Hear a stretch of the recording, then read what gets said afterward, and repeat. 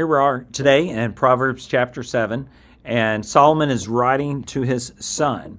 And he is encouraging his son here in this text to keep his words, to treasure his commandments. He's telling him to keep his commandments. Here again, keep my teaching.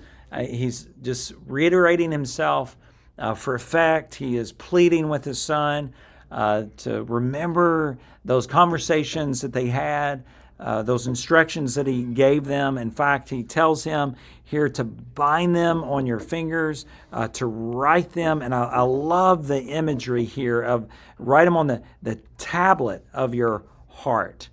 That it's safekeeping. It becomes who you are. It becomes instinctive. You know, you have to be able to decide what you're going to do before you're put into a bad situation. And that's what Solomon is trying to help his son do here. Decide beforehand what you're going to do when a tough situation comes up. Make the right decision, and you want to make a decision of wisdom. He says here that you are my sister. In other words, we're so close. We're intimately connected. You're my intimate friend here. And what is it in particular that he's warning Solomon about?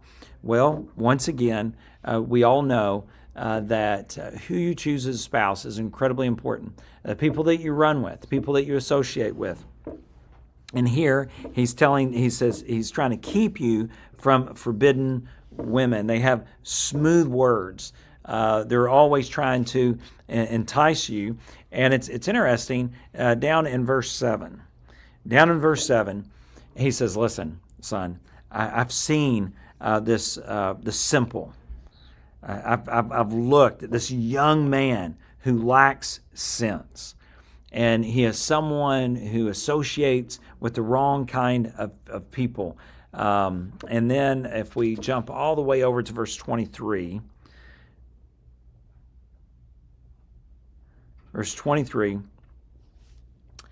he says, till an arrow pierces his liver as a bird rushes into a snare, he does not know that it will cost him his life.